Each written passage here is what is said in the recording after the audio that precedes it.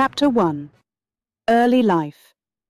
Julius Caesar, one of the most famous figures in history, was born on July 12, 100 BC.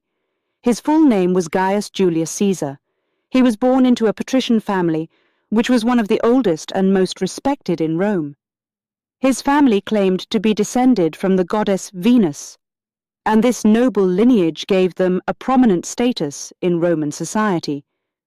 Caesar's father, also named Gaius Julius Caesar, was a senator and a governor. His mother, Aurelia Cotta, came from a noble family with strong political connections.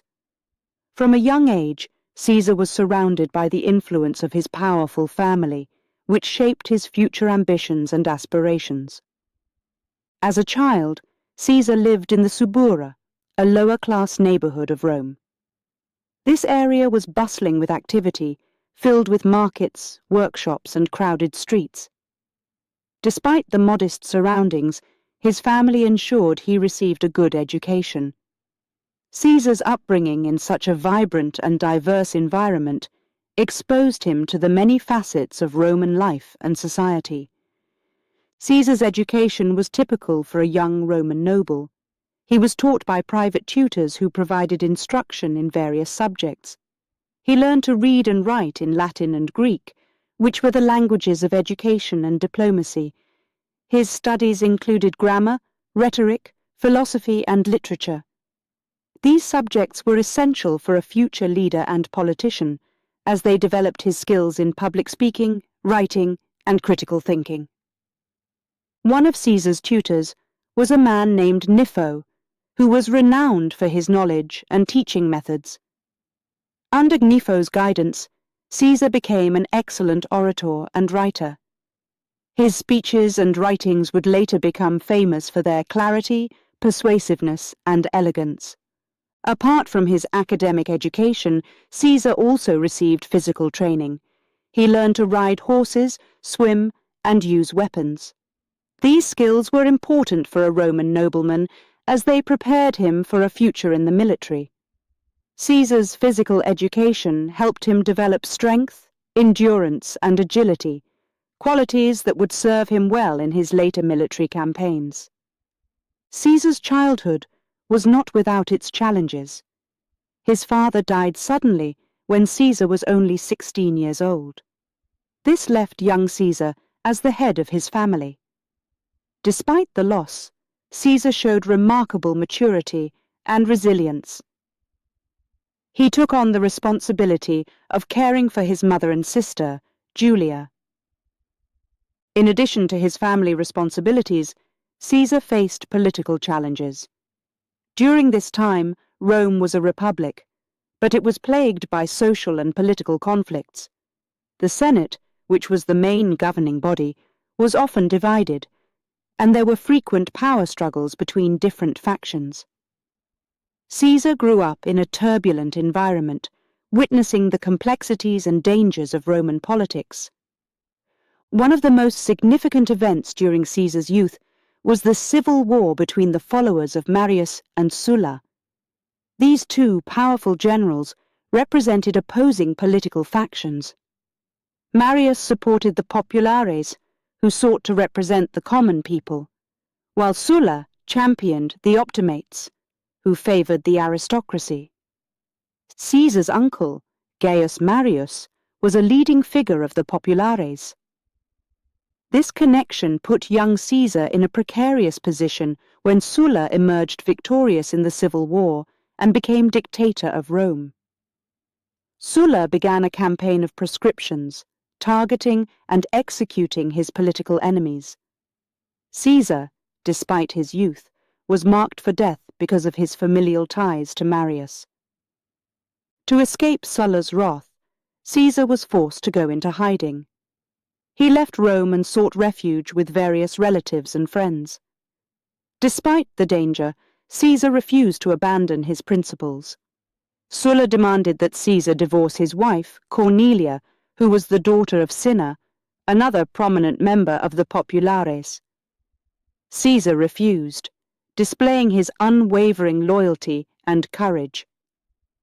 Eventually, through the intercession of powerful friends and family members, Caesar was pardoned by Sulla. He returned to Rome, but the experience left a lasting impression on him. He had witnessed firsthand the brutality and unpredictability of Roman politics. This period of exile and danger helped shape his determination and resilience, qualities that would define his future career. Roman society during Caesar's youth was complex and hierarchical. At the top were the patricians, the noble families who held most of the political power. Below them were the plebeians, the common people who made up the majority of the population. The divide between these two classes often led to social tensions and conflicts. The political system of Rome was a republic, with power divided among various elected officials and institutions. The Senate, composed mainly of patricians, was the most powerful body. However, there were also other offices, such as the consuls, who were elected annually to lead the government and the army. The tribunes, elected by the plebeians, had the power to veto decisions made by other officials, providing a check on the patricians' power. Despite the republican system, Roman politics were often marked by corruption, bribery, and violence. Ambitious individuals and factions frequently vied for power, leading to political instability. This environment required a keen understanding of strategy, alliances, and persuasion, skills that Caesar would master throughout his career. In addition to political challenges, Rome also faced social and economic issues. The rapid expansion of the Roman Empire brought wealth and slaves into the city, but it also led to significant inequalities. The wealthy elite lived in luxury, while many plebeians struggled with poverty and unemployment. These disparities contributed to social unrest and calls for reform. Caesar's early life was deeply influenced by this dynamic and challenging environment. His education, family connections, and personal experiences prepared him for the complex world of Roman politics and military affairs. From a young age, Caesar displayed the qualities of a leader: intelligence, determination, and a keen understanding of the human nature. Chapter 2. Early career. Julius Caesar's early career set the foundation for his rise to power. His journey began in the military, where he first made a name for himself.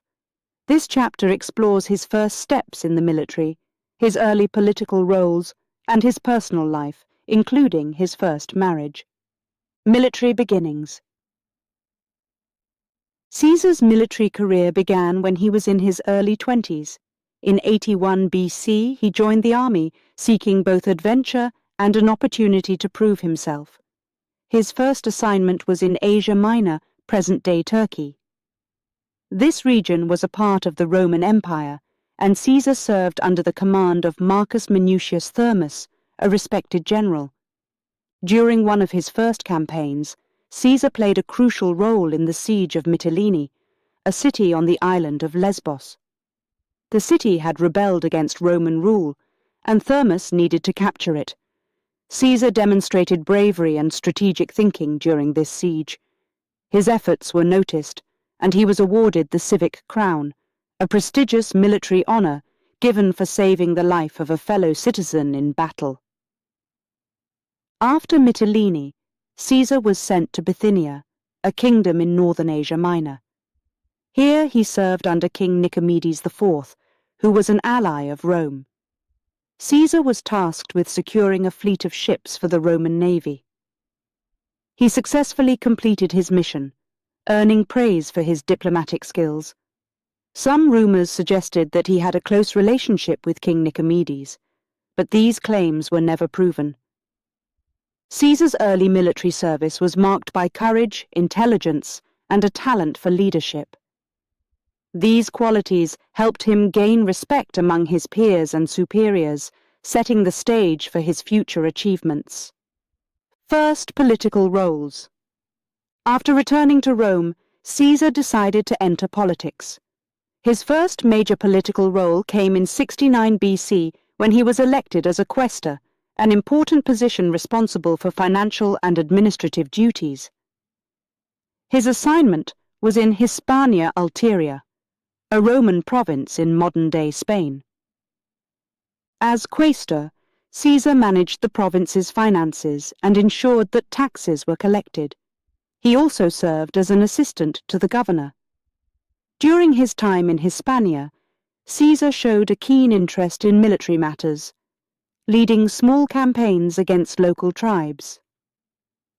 His success in these skirmishes boosted his reputation as a capable military leader. In 65 BC, Caesar was elected as an aedile, an official responsible for public buildings, games, and festivals. This role allowed him to gain popularity with the people of Rome. He organized grand and elaborate public games, using his own money to fund them. These games were spectacular, featuring gladiator fights, theatrical performances, and wild animal hunts. The public loved these events, and Caesar became very popular. Caesar's next political step was to become the Pontifex Maximus, the high priest of the College of Pontiffs. This position was one of the most prestigious religious roles in Rome. In 63 BC, Caesar campaigned vigorously for the office, and despite being the youngest candidate, he won the election. This victory not only boosted his political career, but also enhanced his social status. 2 years later, in 61 BC, Caesar was appointed as the governor of Hispania Ulteria. During his governorship, he led successful military campaigns against rebellious tribes. These victories brought him wealth and further increased his fame. It was also during this time that Caesar demonstrated his ambition by seeking out new opportunities for conquest and expansion. Marriage and personal life. While Caesar was building his military and political career, his personal life was also evolving. His first marriage was to Cornelia, the daughter of Lucius Cornelius Cinna, a powerful politician who was an ally of Marius, Caesar's uncle. Cornelia and Caesar had one child, a daughter named Julia. Cornelia's family connections brought Caesar closer to the populares, a political faction that supported the common people. However, this alliance also put him at odds with the optimates, who represented the aristocracy. This political tension came to a head when the dictator Sulla demanded that Caesar divorce Cornelia. Caesar refused, showing his loyalty and determination. Sulla eventually relented, but Caesar's refusal to obey a dictator marked him as a brave and principled man. Tragically, Cornelia died in 69 BC. Her death deeply affected Caesar, but he continued to focus on his career. Shortly after Cornelia's death, Caesar married Pompeia, the granddaughter of Sulla. This marriage was politically motivated, aimed at strengthening Caesar's connections with the aristocracy. However, the marriage was not a happy one. In 62 BC, Pompeia was involved in a scandal during the festival of Bonadea, which was meant to be a women-only event. A man disguised as a woman was found in their house, leading to rumors and accusations. Although there was no concrete evidence against Pompeia, Caesar divorced her, stating that his wife must be above suspicion. After his second divorce, Caesar focused on his political ambitions. His daughter Julia remained a central figure in his personal life. He adored her and ensured she received a good education. Julia later married Pompey the Great, one of Caesar's key political allies, further strengthening his political network. Caesar's early career was a mix of military exploits, political maneuvering, and personal challenges. His ability to navigate the complex world of Roman politics while maintaining his principles and ambitions set him apart as a leader. His early experiences laid the groundwork for his future successes and the remarkable legacy he would leave behind. Chapter 3. The Rise to Power. Julius Caesar's rise to power was marked by his ability to form strategic political alliances, achieve notable military successes, and eventually join forces with two other powerful leaders to create the first triumvirate. This chapter delves into these crucial steps in Caesar's journey. Caesar knew that to rise in Roman politics, he needed powerful allies. One of his earliest and most important alliances was with Marcus Licinius Crassus. Crassus was the wealthiest man in Rome, known for his enormous fortune and influential network. By aligning himself with Crassus, Caesar gained access to significant financial resources and support. Crassus, in turn, saw potential in the ambitious young Caesar, and believed that their partnership could be mutually beneficial.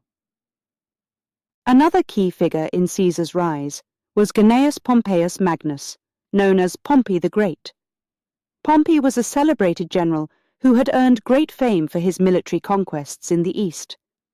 Initially, Pompey and Caesar were not close allies, but Caesar recognized the advantage of joining forces with such a powerful and respected leader.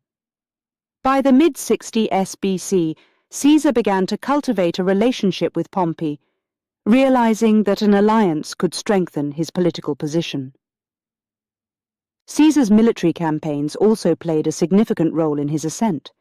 His governorship of Hispania Ulteria provided the perfect opportunity to showcase his military prowess.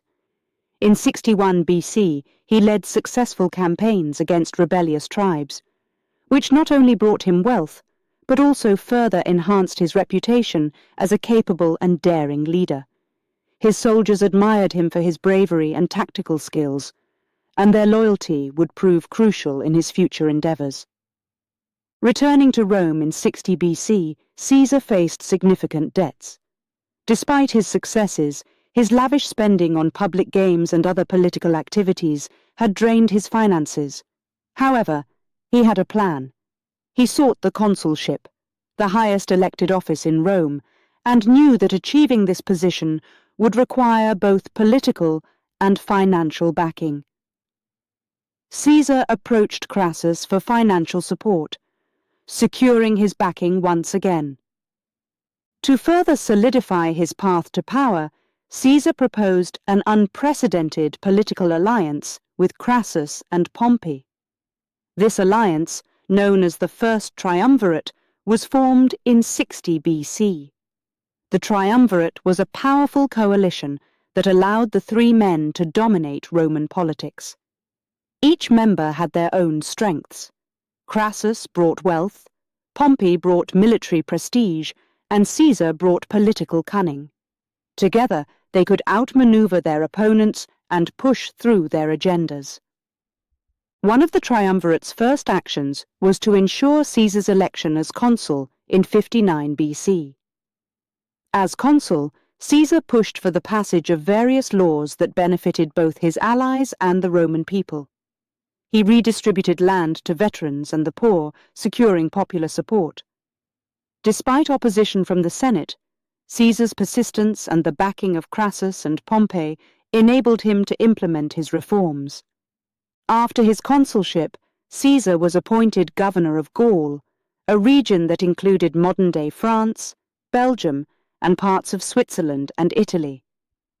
This position provided him with the opportunity to embark on a series of military campaigns that would cement his status as one of Rome's greatest generals.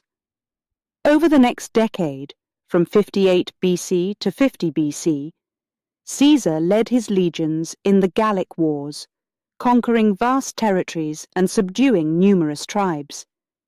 Caesar's military campaigns in Gaul were marked by brilliant strategies and audacious maneuvers. He displayed remarkable leadership, often leading his troops from the front and sharing in their hardships. His victory at the Battle of Alesia in 52 BC was particularly significant. Caesar's forces besieged the Gallic stronghold of Alesia, where the tribal leader Vercingetorix had taken refuge.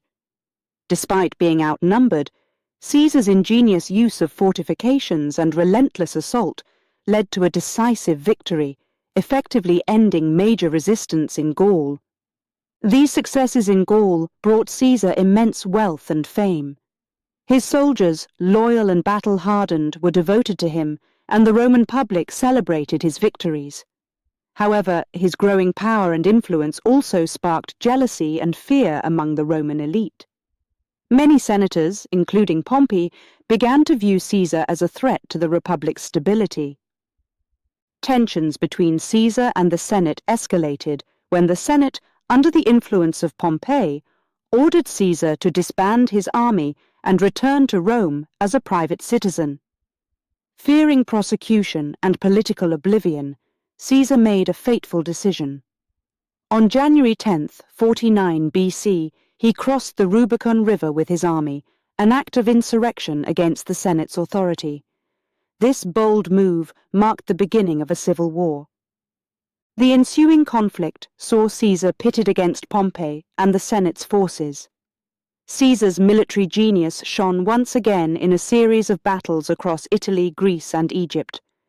His rapid and decisive actions left his enemies reeling. In 48 BC, he achieved a significant victory at the Battle of Pharsalus in Greece, where his smaller army defeated Pompey's larger forces. Pompey fled to Egypt, where he was eventually assassinated.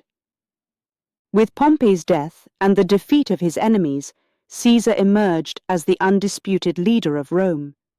He returned to the city as a hero, but also as a dictator.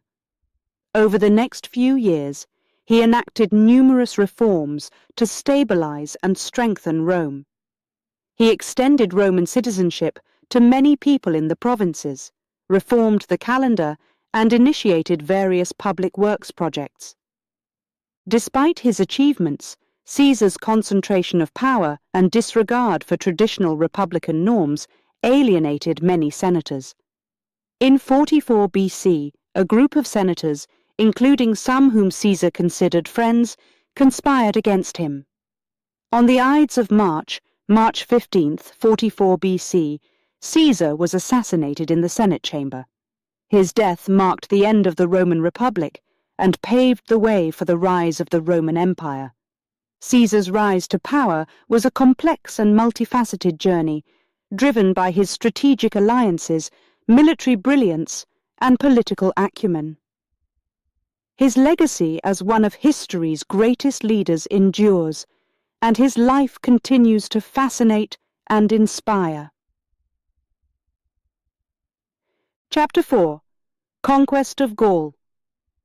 Julius Caesar's conquest of Gaul was one of his most remarkable achievements. It was a series of military campaigns that lasted from 58 BC to 50 BC, during which Caesar expanded Rome's territory and solidified his reputation as a brilliant military leader. This chapter explores these campaigns, his tactics and strategies, and the impact of his conquest on Rome. Caesar's campaign in Gaul began in 58 BC when the Helvetii, a Gallic tribe, decided to migrate to a new territory. Their movement threatened the stability of the region. Caesar, as the governor of Gaul, saw an opportunity to act. He swiftly mobilized his legions to intercept the Helvetii. In a decisive battle near Bibracte, Caesar's forces crushed the Helvetii, forcing them to return to their homeland. Following this victory, Caesar turned his attention to the Germanic tribes that had crossed the Rhine River into Gaul. The Germanic leader, Ariovistus, posed a significant threat. Caesar engaged Ariovistus in battle and, after a fierce fight, emerged victorious.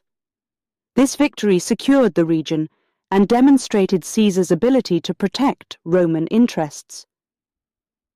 In 57 BC, Caesar faced another challenge from the Belgae, a confederation of Gallic tribes in northern Gaul. The Belgae had united to resist Roman expansion. Caesar marched his legions north and, through a series of battles, defeated the Belgae. His strategy involved dividing his forces to attack multiple tribes simultaneously, preventing them from uniting against him.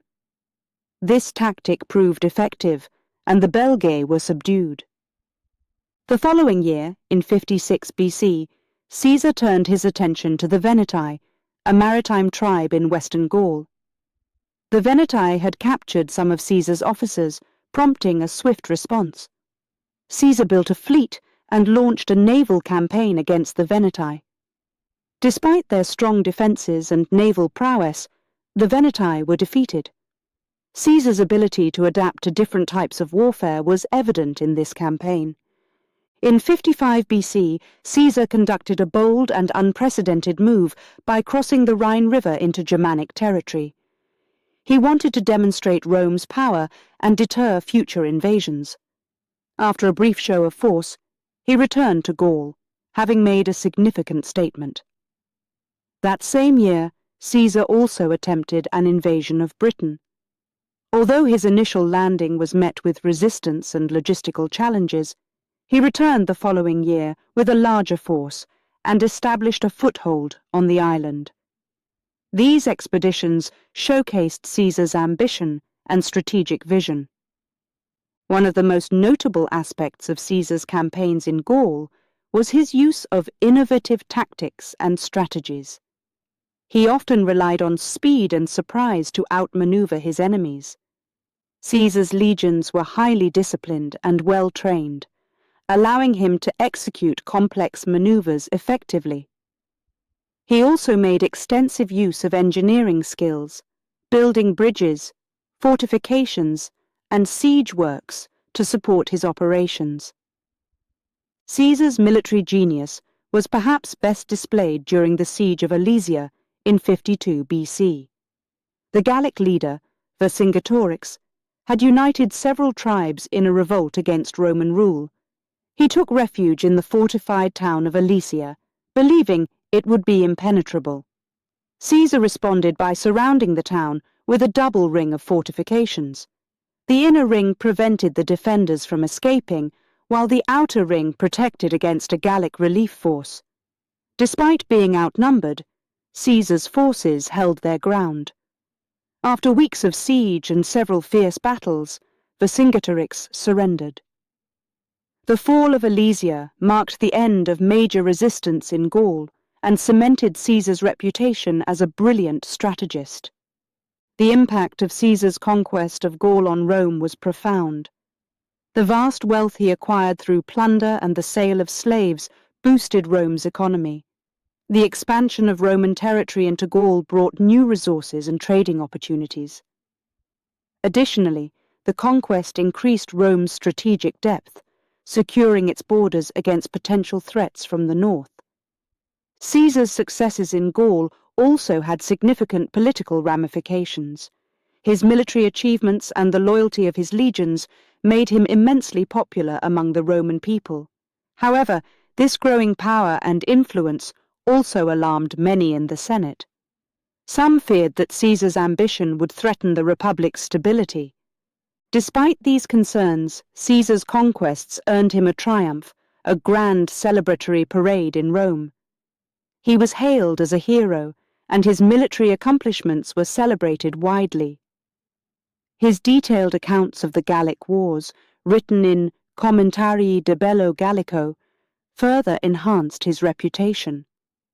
These writings provided a first-hand look at his campaigns and showcased his skills as a writer and propagandist. The conquest of Gaul also transformed Caesar's political landscape. His newfound wealth allowed him to pay off his debts and finance his political activities. The loyalty of his soldiers gave him a powerful private army, which he could use to influence Roman politics. This shift in power dynamics set the stage for the conflicts that would eventually lead to the end of the Roman Republic. In summary, Caesar's conquest of Gaul was a pivotal chapter in his rise to power. His military campaigns demonstrated his tactical brilliance and ability to adapt to different challenges. The impact of these conquests on Rome was significant, boosting the economy expanding territory and altering the political landscape. Caesar's achievements in Gaul laid the groundwork for his future successes and cemented his legacy as one of history's greatest military leaders. As we continue to explore Caesar's life, we will see how the skills and experiences he gained during the Gallic Wars influenced his actions and decisions in the years to come. His journey from a military commander in Gaul to the ruler of Rome is a story of ambition, strategy, and unparalleled achievements. Chapter 5. Crossing the Rubicon. Julius Caesar's crossing of the Rubicon River was a pivotal moment in Roman history. It marked the beginning of a civil war that would ultimately lead to the end of the Roman Republic and the rise of the Roman Empire. This chapter explores the rising political tensions with the Senate, Caesar's decision to cross the Rubicon, and the initial stages of the civil war. By the end of his campaigns in Gaul, Caesar had become extremely powerful and popular. His military successes had brought him wealth and the unwavering loyalty of his soldiers. However, his growing power also made many in the Senate uneasy. They feared that Caesar's ambition threatened the traditional power structures of the Republic. At this time, the Senate was dominated by Caesar's political rival, Pompey the Great, and his allies. Pompey had once been Caesar's ally, but their relationship had soured over time. The Senate, influenced by Pompey, ordered Caesar to disband his army and return to Rome as a private citizen. They demanded this to prevent him from using his army to seize power. Caesar faced a difficult decision. If he obeyed the Senate's order, he risked losing his power and possibly facing prosecution for his actions during his consulship. On the other hand, defying the Senate would mean declaring war on Rome. Caesar weighed his options carefully, understanding the gravity of his choice. In early January 49 BC, Caesar made his decision. He addressed his soldiers, explaining the situation and asking for their support. His troops, fiercely loyal to their commander, stood by him. Caesar then led his army south toward the Rubicon River, the boundary between his province and Italy proper. As he approached the river, Caesar is said to have paused, aware of the monumental consequences of his actions. Crossing the Rubicon with his army was an act of rebellion against the Senate, a declaration of civil war. According to historical accounts, Caesar famously declared, "Alea iacta est," meaning, "the die is cast," as he led his troops across the river. The crossing of the Rubicon was a bold and irreversible step. News of Caesar's defiance spread quickly, causing panic in Rome. Many senators, including Pompey, fled the city, fearing for their safety. They retreated to the south, where they began to gather their forces to oppose Caesar. Caesar, demonstrating his characteristic decisiveness, moved swiftly. He marched his army towards Rome, encountering little resistance. His rapid advance surprised his opponents, who were still trying to organize their defenses. Within weeks, Caesar had taken control of Rome, solidifying his position as the most powerful man in the city. With Rome under his control, Caesar turned his attention to chasing down Pompey and the senatorial forces. Pompey had retreated to Brundisium, a port city in southern Italy, hoping to escape to Greece and rally more support. Caesar pursued him, but Pompey managed to flee across the Adriatic Sea with his forces. Undeterred, Caesar began consolidating his power in Italy. He secured the loyalty of key regions and ensured the stability of Rome. Meanwhile, he prepared his forces for a campaign in Greece to confront Pompey. Caesar's ability to move quickly and decisively was a key factor in his initial successes during the Civil War. In the spring of 48 BC, Caesar and his army crossed the Adriatic Sea landing in Greece. There he faced a larger and better supplied army commanded by Pompey. The two forces engaged in a series of maneuvers and skirmishes, each trying to gain the upper hand. The decisive battle came at Pharsalus in August 48 BC. Despite being outnumbered, Caesar's troops were highly experienced and well disciplined. Caesar employed brilliant tactics, including a surprise cavalry attack that broke Pompey's lines. Pompey's army was routed and he fled the battlefield. Pompey escaped to Egypt, hoping to find refuge with the Ptolemaic rulers. However, upon his arrival, he was betrayed and assassinated. His death marked the end of significant organized resistance to Caesar in the eastern Mediterranean. With Pompey gone, Caesar turned his attention to securing his control over the rest of the Roman territories. He traveled to Egypt, where he became involved in the complex politics of the Ptolemaic dynasty. There, he formed a famous alliance with Cleopatra, further extending his influence.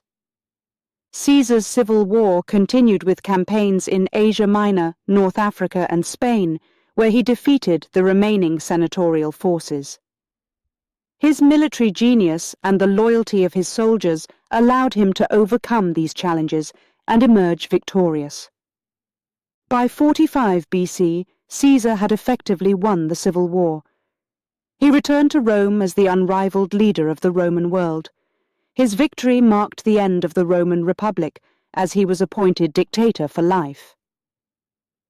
Caesar implemented numerous reforms aimed at stabilizing and strengthening Rome. He reorganized the calendar, restructured the debt, and initiated various public works projects. Despite his successes, Caesar's concentration of power and disregard for traditional republican norms created unease among some senators. They feared that Caesar intended to establish a monarchy, which went against the very principles of the Republic. On the Ides of March, 44 BC, a group of senators conspired against Caesar. They assassinated him in the Senate chamber, believing they were saving the Republic.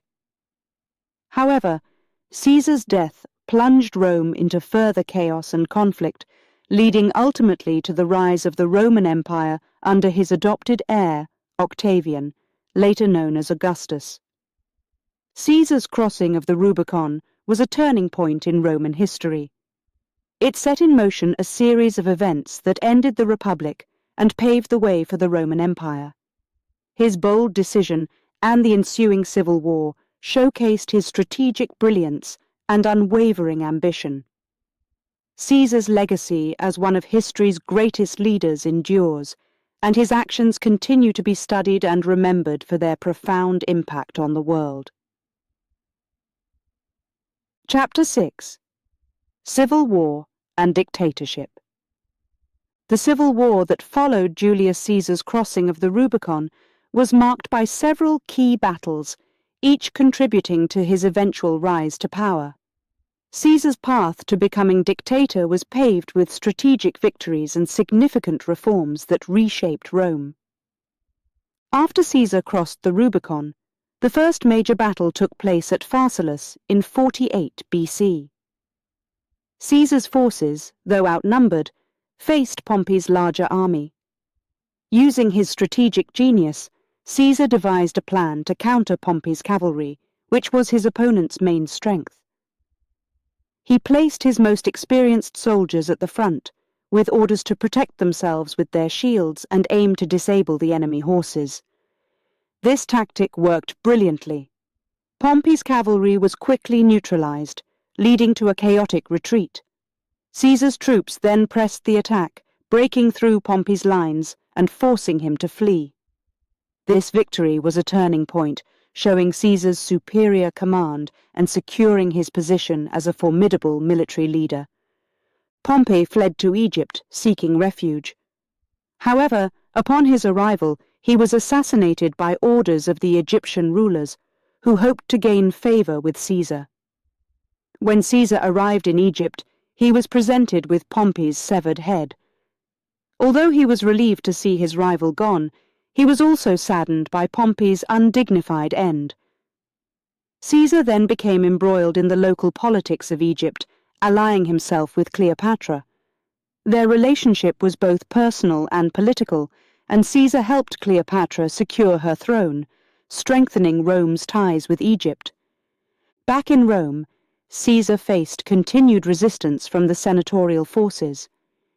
The next significant battle occurred in 47 BC at Zela in Asia Minor. Pharnaces II, the king of Pontus, had taken advantage of the Roman civil war to reclaim territories. Caesar moved quickly to confront him. The battle was short and decisive, ending in a swift Roman victory. Caesar famously described this battle with the phrase Veni, Vidi, Vici, meaning I came, I saw, I conquered, emphasizing the speed and efficiency of his triumph.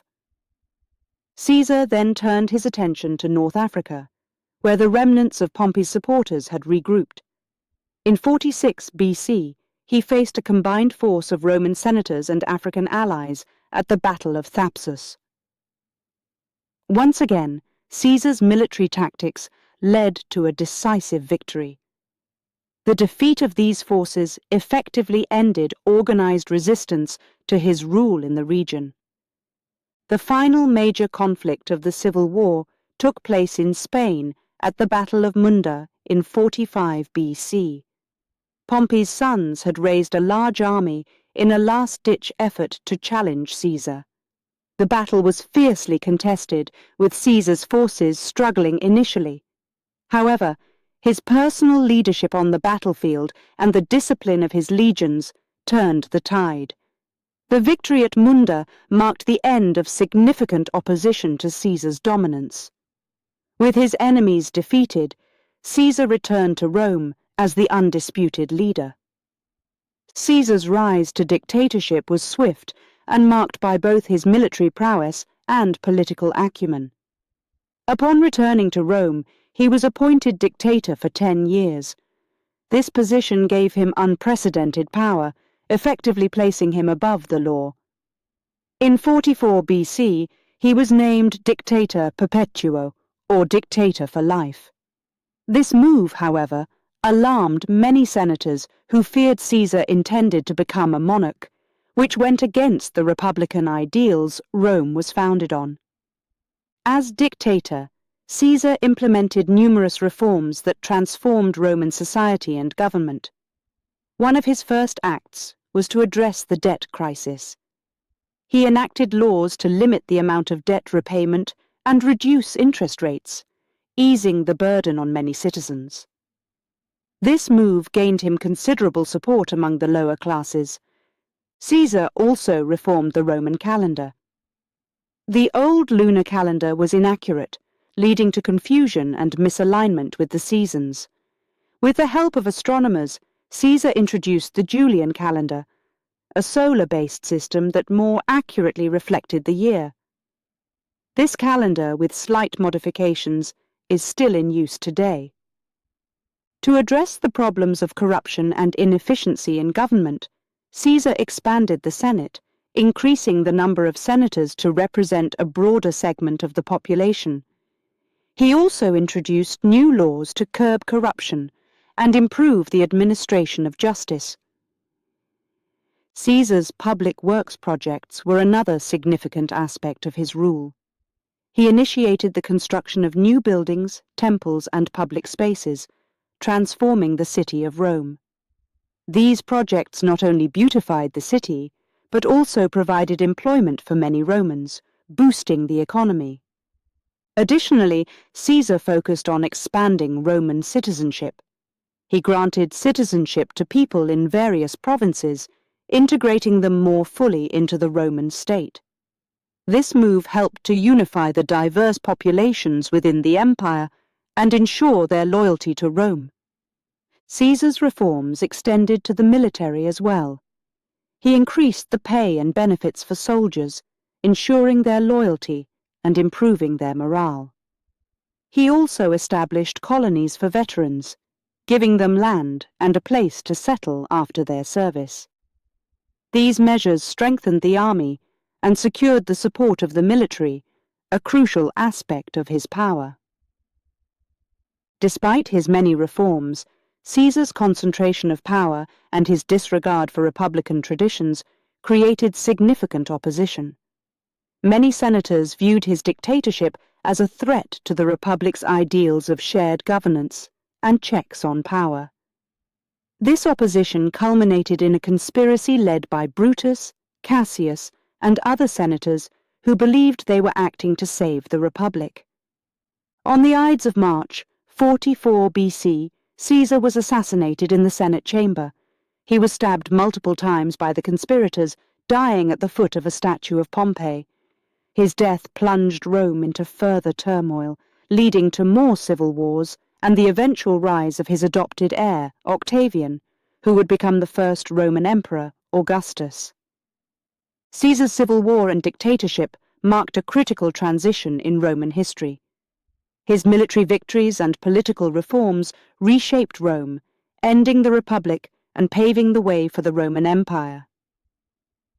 Caesar's legacy is one of extraordinary achievement and profound impact, his life and actions continuing to be studied and remembered for their historical significance.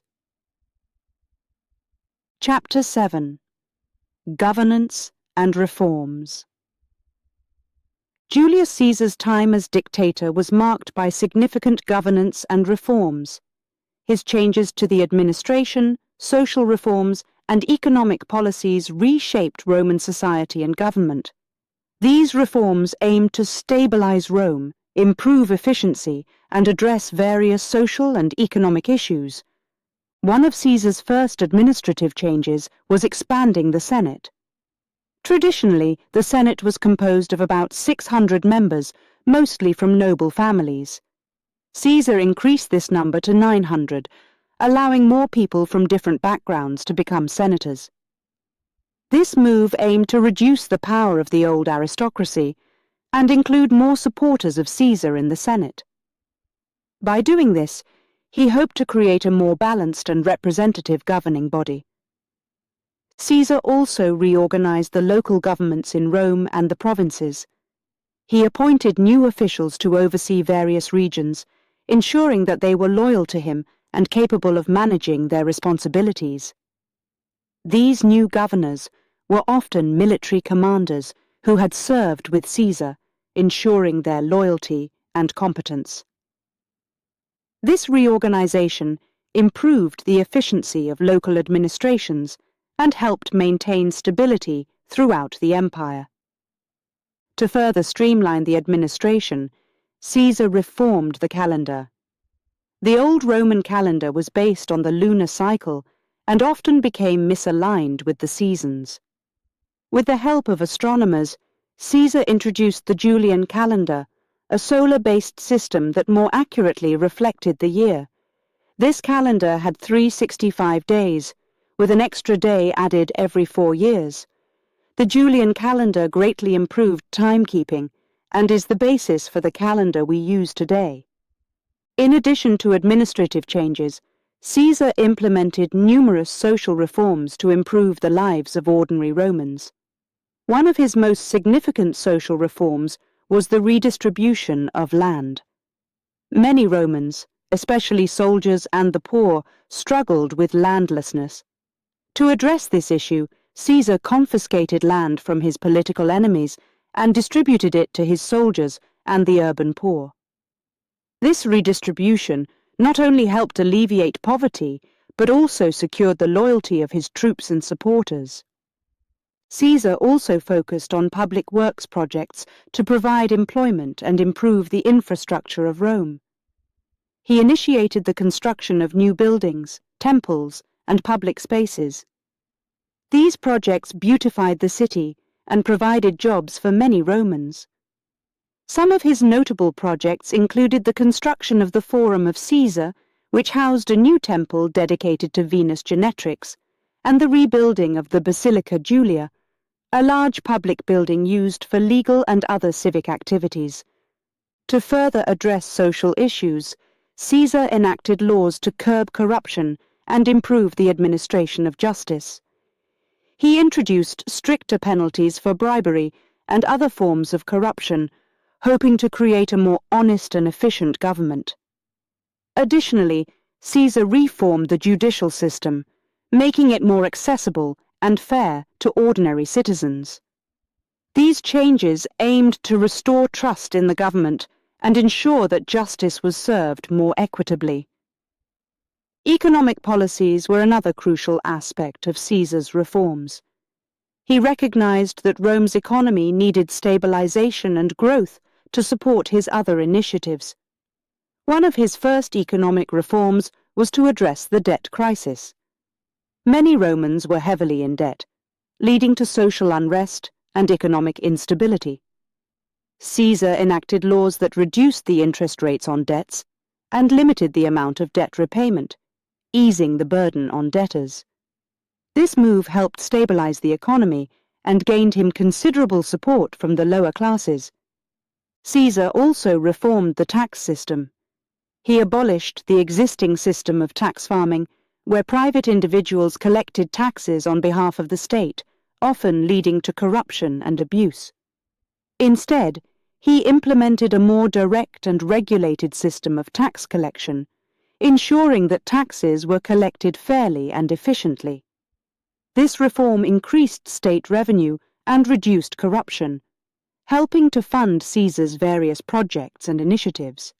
Another significant economic policy was the expansion of Roman citizenship. Caesar granted citizenship to many people in the provinces, integrating them more fully into the Roman state. This move not only increased the tax base, but also helped unify the diverse populations within the empire. By extending the benefits of citizenship, Caesar fostered loyalty and a sense of belonging among the provincial populations. Caesar also focused on improving trade and commerce. He encouraged the construction of new roads and harbours, facilitating easier and more efficient movement of goods and people. These infrastructure improvements boosted trade within the empire and with foreign territories, contributing to economic growth. In addition to these reforms, Caesar introduced measures to support and reward his soldiers. He increased their pay and provided them with land upon retirement. This not only ensured the loyalty of his troops, but also helped integrate them into civilian life. By taking care of his soldiers, Caesar maintained a strong and loyal military, which was crucial for his continued power and the stability of Rome. Despite these significant reforms, not everyone supported Caesar's changes. Many senators and aristocrats saw his actions as a threat to their traditional power and influence. They feared that Caesar's concentration of power undermined the republican ideals of shared governance and checks on authority. This opposition eventually led to a conspiracy against him, culminating in his assassination on the Ides of March in 44 BC. Caesar's reforms had a lasting impact on Rome. His administrative changes improved the efficiency and stability of the government. His social reforms addressed critical issues of poverty, landlessness, and corruption, improving the lives of many Romans. His economic policies stabilized the economy, increased state revenue, and promoted growth. Despite his controversial methods and the opposition he faced, Caesar's governance and reforms left a profound legacy that shaped the future of Rome. After his death, Rome plunged into further turmoil, but the foundation Caesar laid through his reforms continued to influence the structure and governance of the Roman Empire. His ability to implement wide-ranging changes in such a short time demonstrated his vision and effectiveness as a leader. Caesar's legacy as a reformer and ruler remains a significant part of his enduring historical impact. Chapter 8: Personal Life and Relationships. Julius Caesar's personal life and relationships were as dynamic and influential as his military and political career. His connections with family and friends, his marriages and romantic affairs, and his public perception all played significant roles in shaping his life and legacy. Caesar's family background was one of the key factors in his rise to power. Born into the patrician gens Julia, he was connected to some of Rome's most prestigious families. His father, Gaius Julius Caesar, and his mother, Aurelia Cotta, came from noble families with strong political ties. Aurelia was known for her intelligence and strength of character, and she played a significant role in Caesar's upbringing, instilling in him the values of duty and ambition. Caesar was particularly close to his mother and often sought her advice. Aurelia's influence helped shape his early political career and provided him with a solid foundation of support. His father passed away when Caesar was just 16, leaving him the head of the family. This responsibility forced Caesar to mature quickly and develop the leadership skills that would later define his career. One of Caesar's most important relationships was with his uncle by marriage, Gaius Marius, a prominent general and statesman. Marius was married to Caesar's aunt Julia, and his political career and military achievements had a profound impact on young Caesar. Marius was a leader of the Populares, a political faction that sought to represent the interests of the common people against the aristocracy. His influence on Caesar was significant, guiding him towards a career that balanced military prowess with populist political strategies. Caesar's friendships were also crucial in his rise to power.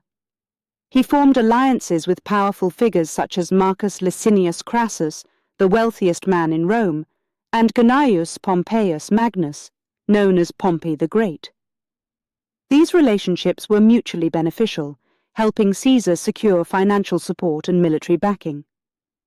Crassus provided the financial resources Caesar needed to pursue his political ambitions, while Pompey's military reputation and influence helped Caesar gain the respect and support of the Roman legions. Marriage was another important aspect of Caesar's personal life. His first marriage was to Cornelia, the daughter of Lucius Cornelius Cinna, a powerful politician and ally of Marius. This marriage strengthened Caesar's ties to the Populares. Cornelia and Caesar had one daughter, Julia, who would later play a significant role in his political alliances. Tragically, Cornelia died in 69 BC, leaving Caesar deeply affected by her loss. Caesar's second marriage was to Pompeia, the granddaughter of Sulla, Marius's rival. This marriage was politically motivated, aimed at bridging the divide between the Populares and the Optimates, the aristocratic faction.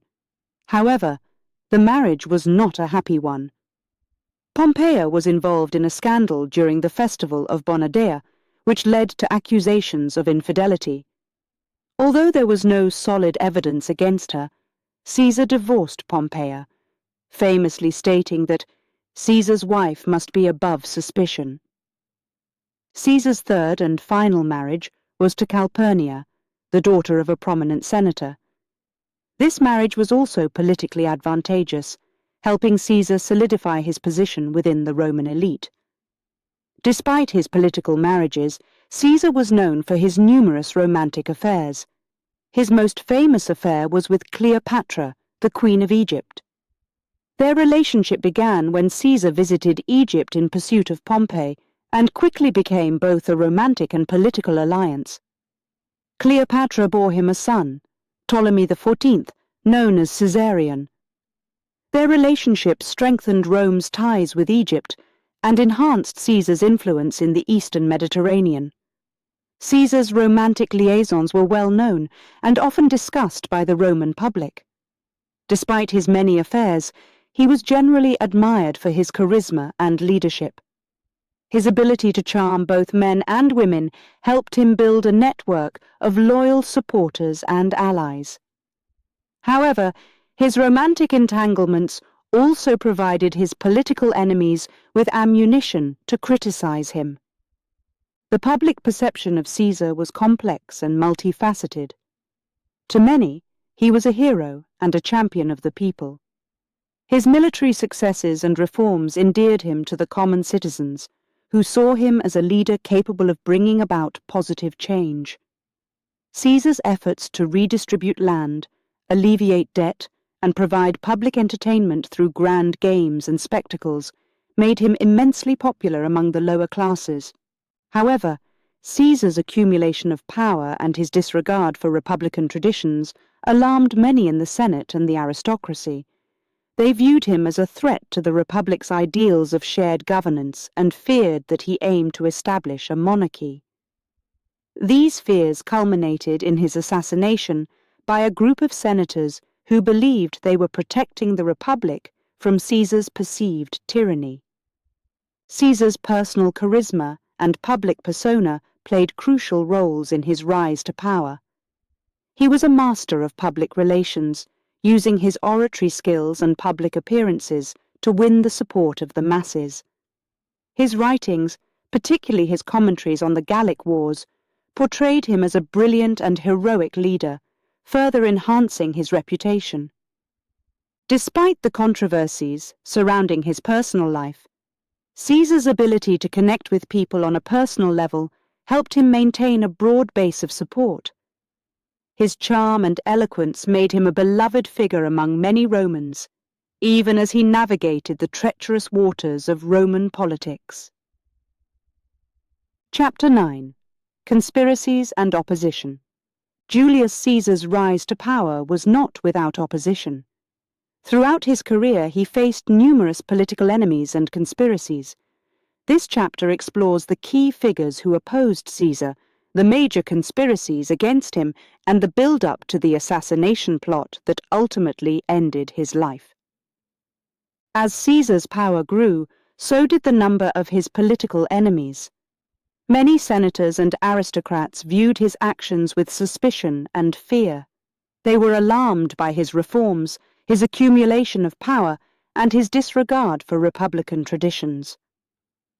Among his most prominent opponents were Cato the Younger, Cicero, and Marcus Junius Brutus. Cato the Younger was a staunch defender of the Republic. Known for his integrity and unwavering commitment to Roman values, Cato opposed Caesar at every turn. He believed that Caesar's ambition threatened the Republic's survival.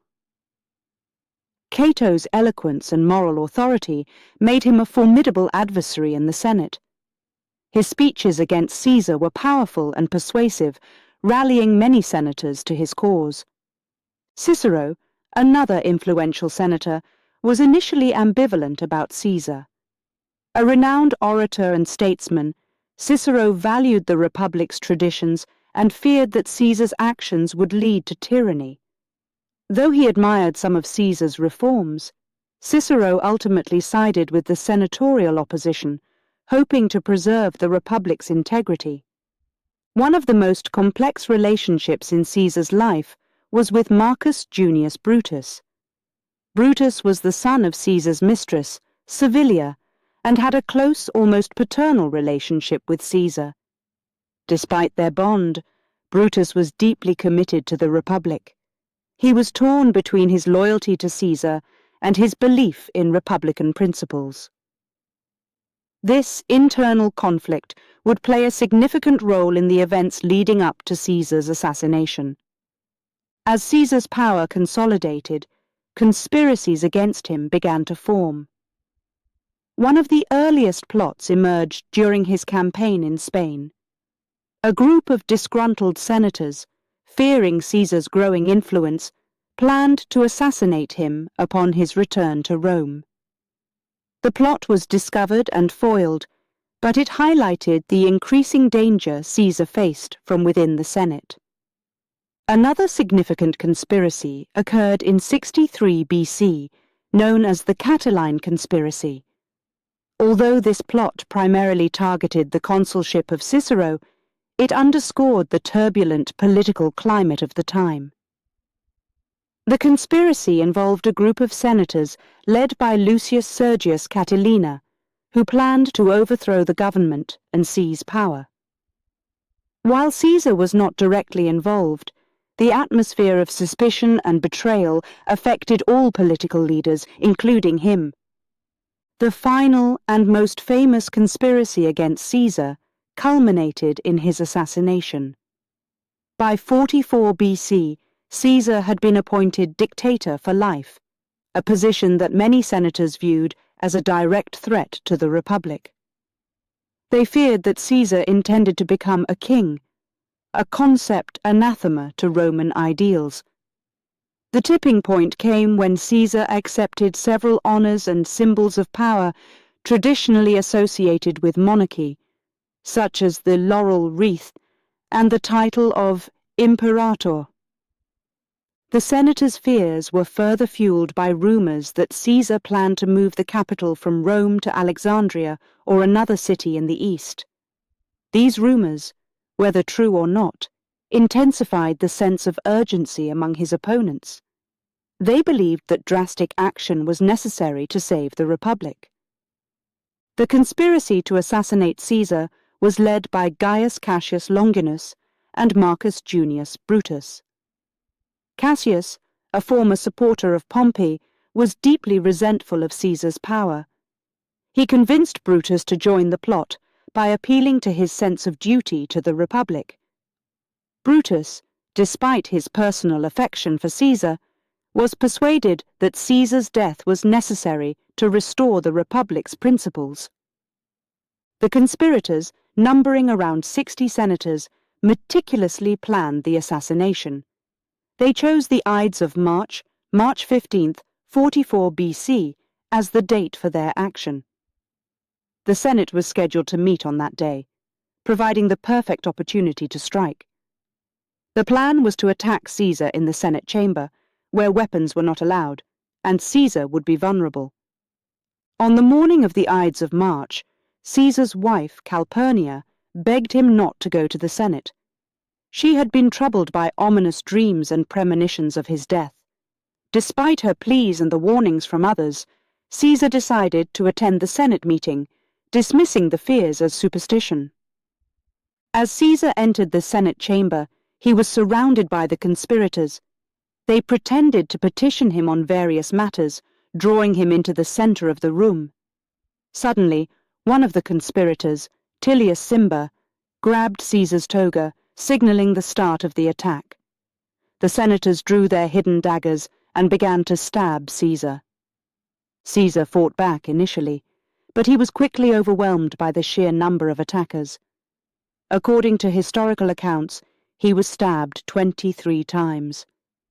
In his final moments, he is said to have recognized Brutus among the attackers and uttered the famous words, "Et tu, Brute?"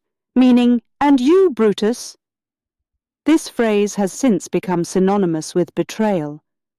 Caesar's assassination was brutal and swift.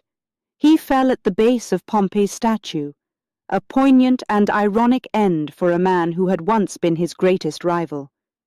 The conspirators believed they had saved the Republic, but they had underestimated Caesar's influence and the loyalty he commanded among the Roman people. The aftermath of Caesar's assassination was immediate and chaotic. Rome was plunged into a power struggle as Caesar's supporters sought to avenge his death. Mark Antony, Caesar's loyal lieutenant, delivered a stirring funeral oration that turned public opinion against the conspirators. The people of Rome, who had benefited from Caesar's reforms, were outraged by his murder. The conspirators, hoping to restore the Republic, found themselves vilified and isolated. The power vacuum left by Caesar's death led to further conflict and civil war. Caesar's adopted heir, Octavian, later known as Augustus, joined forces with Antony to defeat the conspirators and their allies. This alliance eventually led to the establishment of the Roman Empire, with Octavian as its first emperor. Chapter 10. The Ides of March. Julius Caesar's assassination on the Ides of March, 44 BC, was a pivotal moment in Roman history. The details of his murder, the immediate aftermath, and the impact on Rome politically and socially reveal the significance of this event. On the morning of March 15th, Caesar's wife, Calpurnia, was filled with dread. She had been troubled by nightmares and ominous dreams, sensing something terrible was about to happen. She pleaded with Caesar to stay home and avoid the Senate meeting. Her concern was shared by some of Caesar's friends, who had also heard rumors of a possible plot. Despite these warnings, Caesar decided to go. He dismissed the fears as mere superstition, confident in his power and authority. As Caesar made his way to the Senate, he was met by several conspirators who had planned to kill him. These men, including Gaius Cassius Longinus, Marcus Junius Brutus, and others, had prepared carefully for this moment. They believed that assassinating Caesar was the only way to save the Republic from what they saw as his tyrannical rule. The Senate meeting was held at the Theatre of Pompey, a temporary location while the usual Senate house was being renovated. As Caesar entered the chamber, he was surrounded by senators, some of whom were part of the conspiracy. They approached him with petitions, distracting him and positioning themselves close to strike. Suddenly, one of the conspirators, Tillius Cimber, grabbed Caesar's toga, pulling it down from his shoulders. This was the signal to attack. The first blow came from Casca, who struck Caesar in the neck. Startled, Caesar turned and tried to fend off the attack. He saw the daggers of his friends and colleagues flashing in the air. He fought back briefly, but was overwhelmed by the sheer number of attackers. Each conspirator stabbed him in turn, delivering a total of 23 wounds. As he realized the extent of the betrayal, Caesar's resistance waned. According to legend, he saw Brutus, whom he regarded almost like a son, among the attackers, and uttered the famous words, "Et tu, Brute," meaning, "And you, Brutus." This phrase has become synonymous with ultimate betrayal. Caesar fell at the base of Pompey's statue, covered in blood, his life ending in a pool of irony and tragedy. The immediate aftermath of Caesar's assassination was chaotic. The conspirators, believing they had saved the Republic, tried to calm the Senate. However, panic and confusion spread rapidly. Many senators fled the chamber, fearing for their own lives. The news of Caesar's death quickly reached the public, causing shock and outrage. Mark Antony, Caesar's loyal friend and lieutenant, managed to escape the Senate and went into hiding, fearing that he might be the next target. He quickly realized the need to seize control of the situation to prevent further violence and chaos. Antony's primary concern was to ensure that Caesar received a proper funeral, which he believed would help maintain public order and honor his fallen leader. 3 days after the assassination, Caesar's will was read to the people of Rome. In it, he named his grandnephew Gaius Octavius, later known as Octavian, as his primary heir. He also left a substantial amount of money to the citizens of Rome and arranged for his gardens to be turned into public parks. These generous provisions further endeared him to the public and intensified their sense of loss and betrayal. The funeral of Julius Caesar was a turning point. Mark Antony delivered a powerful and emotional eulogy that stirred the hearts of the Roman people. He held up Caesar's bloodied toga and pointed to the wounds, describing the treachery of the conspirators. Antony's speech inflamed the crowd, leading to riots and attacks on the homes of the conspirators. The people of Rome were outraged by the murder of a man they saw as a hero and benefactor. The assassination of Julius Caesar had profound political and social consequences for Rome. Politically, it created a power vacuum and plunged the Republic into a series of civil wars. The conspirators, who hoped to restore the Republic, underestimated the loyalty and support Caesar had among the people and the army. Instead of stabilizing Rome, his death destabilized it further. Mark Antony, Octavian, and Lepidus formed the Second Triumvirate, a powerful alliance that sought to avenge Caesar's death and defeat the conspirators. They launched a campaign against Brutus, Cassius, and their supporters, leading to the decisive battles of Philippi in 42 BC. The triumvirate's victory marked the end of the conspirators and the final collapse of the republican ideals they sought to protect. Socially, Caesar's death marked the end of the old republican order. His assassination highlighted the deep divisions and power struggles within the Roman elite. The Republic, with its system of checks and balances and shared governance, was no longer viable. The people, weary of constant power struggles and civil wars, were increasingly willing to accept a single ruler who could provide stability and peace. Octavian, who emerged as the victor in the power struggles that followed Caesar's death, became the first Roman emperor, taking the name Augustus. He carefully crafted his image as the restorer of peace and stability, building on the legacy of Caesar. The Roman Empire, with its centralized power and imperial structure, replaced the fractured republic. Caesar's assassination also had a lasting cultural impact. His life and death became the subject of countless works of art, literature, and drama. William Shakespeare's play Julius Caesar immortalized the events of the Ides of March, capturing the tension, betrayal, and tragedy of the assassination. The phrase, "Et tu, Brute," became a symbol of ultimate betrayal and the complex dynamics of political power. Chapter 11. Legacy and Influence. Julius Caesar's legacy is vast and complex, touching on the immediate aftermath of his death, his long-term influence on Rome and the world, and the diverse historical perspectives on his life and rule.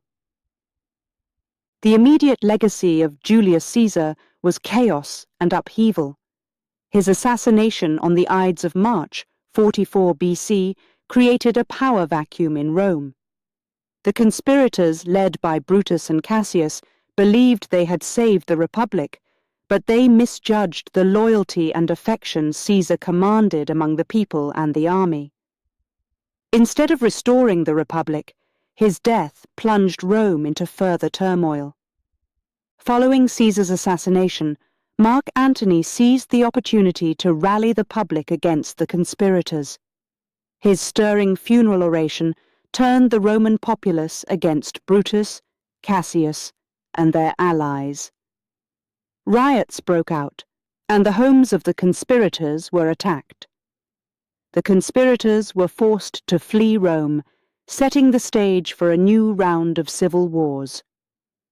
The power struggle that ensued saw the formation of the Second Triumvirate, composed of Mark Antony, Octavian, Caesar's grandnephew and heir, and Lepidus. This alliance sought to avenge Caesar's death and defeat the conspirators. The Triumvirate's forces met Brutus and Cassius in the decisive battles of Philippi in 42 BC. The defeat and subsequent suicides of Brutus and Cassius marked the end of the senatorial opposition. In the short term, Caesar's death led to the collapse of the Roman Republic. The old system of shared governance and checks on power could not withstand the ambitions and conflicts of Rome's leading figures. The Republic, with its deep-seated political divisions and recurring civil wars, was no longer viable. In the long term, Caesar's legacy was the transformation of Rome from a republic to an empire. Octavian, who emerged as the dominant leader after the civil wars, took the name Augustus and became the first Roman emperor. He presented himself as the restorer of peace and stability, building on Caesar's legacy. Augustus's reign marked the beginning of the Roman Empire, which would endure for centuries. Caesar's influence extended beyond political transformations. His reforms had lasting impacts on Roman society and governance. The Julian calendar, introduced by Caesar, was a significant improvement over the old lunar calendar and is the basis for the modern calendar used today. His reorganization of the Senate and the extension of Roman citizenship helped integrate the diverse populations of the empire, fostering a sense of unity and shared identity. Caesar's military campaigns and writings also left a profound legacy. His commentaries on the Gallic Wars, written in a clear and direct style, became classic texts of military strategy and Latin literature. They provided insights into his military tactics and leadership, influencing both contemporaries and future generations. Caesar's long-term legacy also includes his role as a symbol of power and ambition. Throughout history, many leaders have looked to Caesar as a model of effective leadership and strategic genius. His life story, marked by ambition, bravery, and dramatic reversals of fortune, continues to captivate and inspire. Historical perspectives on Julius Caesar are diverse and often contradictory. Ancient sources, such as the writings of Suetonius and Plutarch, provide detailed accounts of his life, highlighting both his achievements and his flaws. Suetonius, in the 12 Caesars, portrays Caesar as a brilliant and ambitious leader whose rise to power was marked by both noble deeds and ruthless actions. Plutarch, in his Parallel Lives, offers a more balanced view, emphasizing Caesar's intelligence and charisma, while also noting his ambition and the controversies surrounding his rule. Later, historians have continued to debate Caesar's legacy. Some view him as a visionary leader who laid the foundations for the Roman Empire and brought stability and reform to Rome. Others see him as a tyrant whose actions led to the downfall of the Republic and the loss of Roman democratic traditions. In modern times, Caesar's life and legacy have been the subject of countless books, plays, and films. William Shakespeare's play Julius Caesar is one of the most famous depictions, capturing the drama and intrigue of his assassination and the moral complexities of his character. The play's exploration of themes such as power, betrayal, and ambition resonates with audiences across the ages. Caesar's name itself has become synonymous with leadership and authority. The title Caesar was adopted by Roman emperors and later influenced the titles of other rulers, such as the Russian Tsar and the German Kaiser. This linguistic legacy underscores Caesar's enduring influence on world history. In conclusion, Julius Caesar's legacy is multifaceted and enduring. The immediate aftermath of his death led to further civil wars and the eventual rise of the Roman Empire. His reforms and military achievements had lasting impacts on Rome and the wider world. Historical perspectives on Caesar vary, reflecting his complex character and the dramatic events of his life. Whether viewed as a hero, a tyrant, or a tragic figure, Caesar's life and legacy continue to captivate and influence generations. Chapter 12. Caesar as a Writer.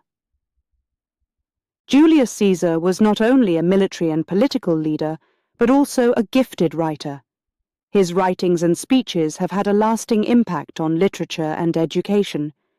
This chapter explores his literary contributions, their influence on Roman and world literature, and how his works are used in education. Caesar's most famous literary works are his commentaries on his military campaigns, the Commentarii de Bello Gallico, commentaries on the Gallic War, and Commentarii de Bello Civili, commentaries on the Civil War, are his major surviving works. Written in clear, straightforward Latin, these commentaries provide detailed accounts of his campaigns and insights into his strategies and leadership. The Commentarii de Bello Gallico consists of 8 books, each detailing a year of Caesar's campaigns in Gaul. These commentaries describe the battles, tactics, and diplomacy involved in subduing the Gallic tribes. Caesar's writing style is concise and direct, making complex military maneuvers and political situations easy to understand.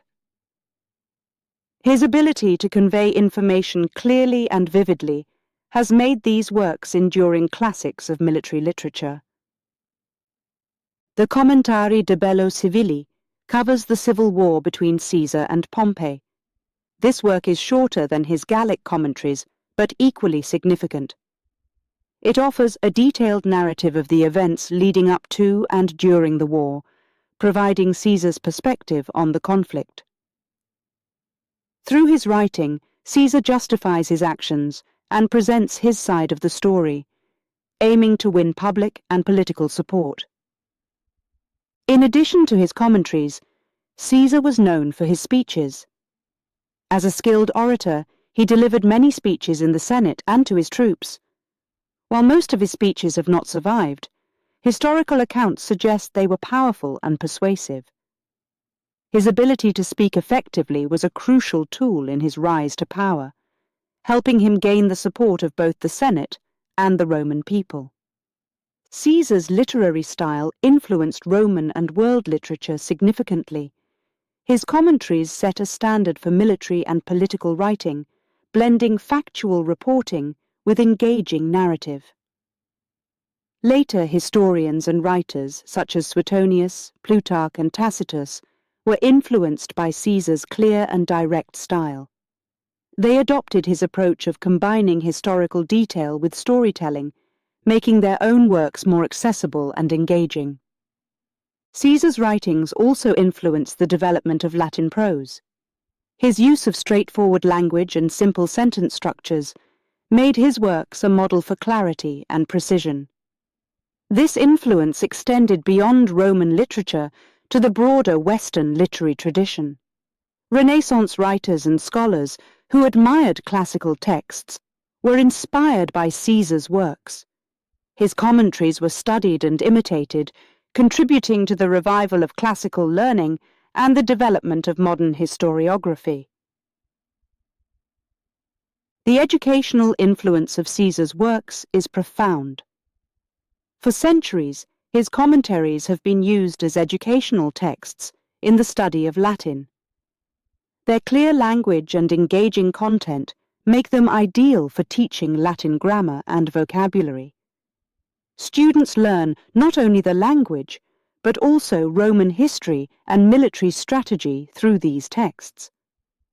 Caesar's commentaries are often included in Latin curricula in schools and universities. They provide a window into Roman culture, politics, and military practices, offering students a comprehensive understanding of the ancient world. The texts are also used to teach rhetorical skills, as students analyze Caesar's techniques for persuasion and narrative. In addition to Latin studies, Caesar's works are valuable resources in history and political science education. They offer first-hand accounts of significant historical events, providing primary source material for studying the late Roman Republic. Students and scholars use these texts to gain insights into Caesar's strategies, motivations, and the broader political context of his time. Caesar's commentaries also serve as case studies in leadership and military strategy. His detailed descriptions of battles and campaigns are studied in military academies and leadership courses.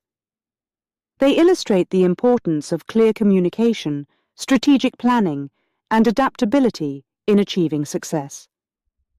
Caesar's ability to inspire and lead his troops, as evident in his writings, continues to be a source of inspiration and learning for military leaders and strategists. The lasting impact of Caesar's literary contributions is a testament to his skill as a writer and communicator.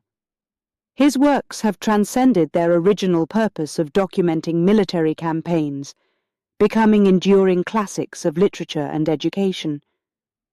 They offer valuable lessons in language, history, and leadership, continuing to influence readers and students around the world. In conclusion, Julius Caesar's legacy as a writer is as significant as his achievements as a military and political leader. His commentaries and speeches provide clear, engaging accounts of his campaigns, influencing Roman and world literature. They set a standard for historical and military writing, blending factual reporting with narrative skill. In education, Caesar's works are invaluable resources for studying Latin, history, and leadership. His ability to communicate complex ideas clearly and effectively ensures that his writings remain relevant and influential to this day. Chapter 13. Cultural Depictions. Julius Caesar has been a prominent figure in culture and art for centuries. From ancient Roman times to modern movies and books, he has been depicted in various ways, reflecting different aspects of his personality and achievements.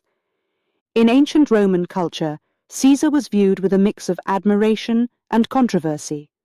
After his assassination, he was deified by the Roman Senate. This act reflected the immense impact he had on Roman society. Temples were built in his honor, and his image appeared on coins and statues. These depictions emphasized his status as a powerful leader and divine figure. The Roman people, especially those who benefited from his reforms, saw him as a hero who brought stability and prosperity to Rome. Ancient writers and historians like Suetonius, Plutarch, and Cicero also provided detailed accounts of Caesar's life. Suetonius, in the 12 Caesars, highlighted both his accomplishments and personal flaws. Plutarch's Parallel Lives compared Caesar to other great figures of history, emphasizing his leadership qualities and ambition. Cicero, although critical of Caesar's rise to power, acknowledged his remarkable abilities. These works contributed to the complex and multifaceted image of Caesar in ancient times. Throughout the ages, Caesar's life and legacy have inspired countless works of art and literature. During the Renaissance, interest in classical antiquity led to a renewed focus on Caesar. Artists and writers were fascinated by his story, which embodied themes of power, ambition, and betrayal. In literature, one of the most famous depictions of Caesar is William Shakespeare's play, Julius Caesar. Written in 1599, the play explores the political intrigue and moral dilemmas surrounding his assassination. Shakespeare's portrayal of Caesar is nuanced, showing him as both a powerful leader and a man vulnerable to ambition and manipulation. The play's famous lines such as "Et tu, Brute," have become iconic, encapsulating the themes of loyalty and betrayal. Artists have also been drawn to Caesar's dramatic life. Renaissance painters like Titian and Rubens created powerful depictions of key moments, such as his assassination and triumphs. These works often emphasized the dramatic and emotional aspects of his story, capturing the tension and intensity of his life. In the 18th and 19th centuries, the neoclassical movement brought another wave of interest in Caesar. Sculptors and painters like Antonio Canova and Jean-Léon Gérôme created works that celebrated his military prowess and leadership. These depictions often idealized Caesar, portraying him as a symbol of strength and heroism. Modern interpretations of Caesar have continued to evolve, reflecting contemporary values and interests. In movies and television, Caesar has been portrayed by numerous actors, each bringing their own interpretation to the role. One of the most notable portrayals is by Marlon Brando in the 1953 film adaptation of Shakespeare's Julius Caesar. Brando's performance as Mark Antony, delivering the famous funeral oration, is still celebrated for its intensity and emotion. Another significant film is the 1970 movie Julius Caesar, starring Charlton Heston as Mark Antony. This adaptation brought a new visual and dramatic interpretation to the story, highlighting the political intrigue and personal conflicts that defined Caesar's life. In addition to film, Caesar has been depicted in television series such as HBO's Rome. This series provides a detailed and historically rich portrayal of Caesar's rise to power and his complex relationships with other key figures of the time. The show's depiction of Caesar, played by Kieran Hines, presents him as a shrewd and ambitious leader, navigating the treacherous political landscape of Rome. Books have also explored Caesar's life from various angles. Historical novels like Colleen McCullough's Masters of Rome series delve into the intricacies of his career and the broader context of Roman politics. These novels offer a detailed and immersive look at Caesar's world, combining historical accuracy with compelling storytelling. Non-fiction works, such as Adrian Goldsworthy's Caesar Life of a Colossus, provide a comprehensive and scholarly analysis of his life and legacy. These books examine not only his military and political achievements, but also his personal life and the cultural impact of his rule. Caesar's influence extends beyond traditional media into popular culture. He has appeared in comic books, video games, and even cartoons, reflecting his enduring appeal. For example, the Asterix series, a popular French comic, features Julius Caesar as a recurring character. These comics, while humorous and fictional, introduce younger audiences to his historical figure and his significance. In video games, Caesar often appears as a character in strategy games like Civilization and Total War. These games allow players to engage with his historical context, making decisions and strategies that reflect his leadership style. Overall, Julius Caesar's cultural depictions are as diverse as they are numerous. From ancient statues and coins to modern movies and video games, he remains a figure of fascination and intrigue. His life story, marked by ambition, power, and dramatic events, continues to captivate audiences around the world. These various depictions highlight different aspects of Caesar's personality and achievements, contributing to a rich and multifaceted legacy. Whether seen as a hero, a tyrant, or a tragic figure, Julius Caesar's impact on culture and art is undeniable. His story continues to be told and retold, each generation finding new meanings and lessons in his extraordinary life. Chapter 14. Caesar's Military Genius. Julius Caesar's military genius is legendary. His strategies and tactics were innovative, and his leadership on the battlefield was unmatched. This chapter explores his military strategies, describes his most famous battles, and highlights the reforms he made to the Roman military system. Caesar's military strategies were characterized by speed, surprise, and flexibility. He believed in moving quickly and decisively to catch his enemies off guard. This approach often gave him a significant advantage in battle. Caesar was also a master of logistics, ensuring that his armies were well supplied and could move rapidly across vast distances. One of Caesar's key strategies was his use of engineering and fortifications. He frequently built fortifications to protect his troops and control the battlefield. For example, during the siege of Alesia, he constructed a double line of fortifications around the city to keep the defenders in and prevent reinforcements from breaking through. This tactic trapped the enemy and led to a decisive victory. Another important tactic was Caesar's use of cavalry. He understood the mobility and speed of cavalry units and used them effectively for reconnaissance, flanking maneuvers, and quick attacks. His ability to integrate cavalry with infantry and artillery made his forces more versatile and adaptable to different combat situations. Caesar's most famous battles showcase his military genius. The Battle of Alesia in 52 BC is one of his greatest achievements. Facing the united Gallic tribes led by Vercingetorix, Caesar used a combination of engineering and tactical brilliance. By building fortifications around the city and a second set of defences facing outward, he created a trap that defeated the Gallic forces inside and repelled their reinforcements. This victory secured Roman control over Gaul and demonstrated Caesar's strategic mastery. Another significant battle was the Battle of Pharsalus in 48 BC during the civil war against Pompey. Outnumbered and facing a formidable opponent, Caesar used clever tactics to win. He positioned his troops to counter Pompey's cavalry, which was his main strength. By placing his experienced veterans at key points and using a reserve force to attack Pompey's cavalry, Caesar turned the tide of the battle.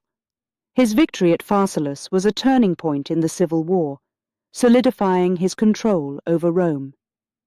The Battle of Zela in 47 BC is remembered for Caesar's swift and decisive victory over Pharnaces II of Pontus. Caesar's famous remark, "Veni, vidi, vici," I came, I saw, I conquered, reflects the speed and efficiency with which he defeated his enemy. This battle showcased his ability to quickly assess the situation and execute a plan with precision. In addition to his battlefield successes, Caesar implemented several military reforms that strengthened the Roman army. One of his key reforms was the reorganization of the legions. He standardized the structure of the legions, making them more uniform and efficient. Each legion consisted of roughly 5,000 soldiers, divided into cohorts and centuries. This organization improved command and control, allowing for more coordinated and effective operations. Caesar also focused on improving the training and discipline of his troops. He believed that a well-trained and disciplined army could outperform larger, less organized forces. His soldiers underwent rigorous training and were held to high standards of discipline.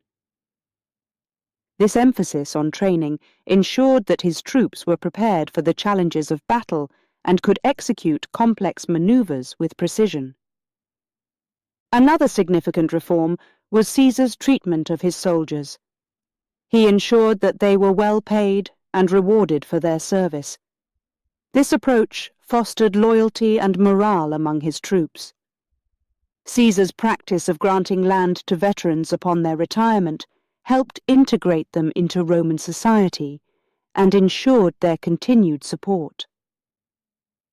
This policy not only benefited the soldiers, but also helped to stabilize and expand Roman territories.